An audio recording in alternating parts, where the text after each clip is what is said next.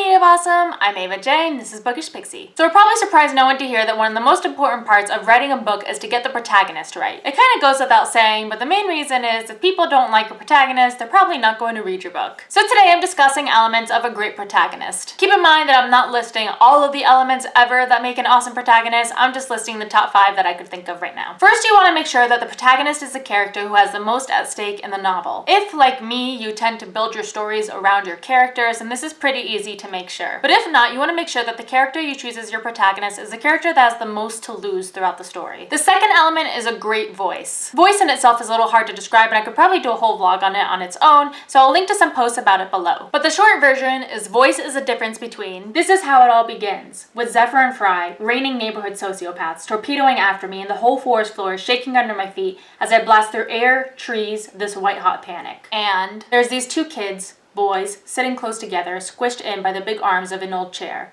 You're the one on the left. And it's a weirdly subtle conversation. I almost don't notice I'm being blackmailed. I picked those 3 as examples because they're each YA and they're each narrated by a boy, but they have very different voices. Voice is in word choice and sentence structure and syntax and how things are said. And in order for your protagonist to really be arresting and pull readers in, he or she needs to have a great voice. The voice can be lyrical or sweary or formal or casual. It doesn't matter as long as the voice suits your character. Which leads to my next point, your protagonists need to be interesting. Now, I didn't say they necessarily need to be likable. While most of the time your protagonist should be likable, it isn't necessarily a requirement. The important thing is that your protagonist is interesting and they aren't so unlikable that your readers can't connect with them. What this means totally depends on the situation in your manuscript, and you really can't tell until you start getting feedback.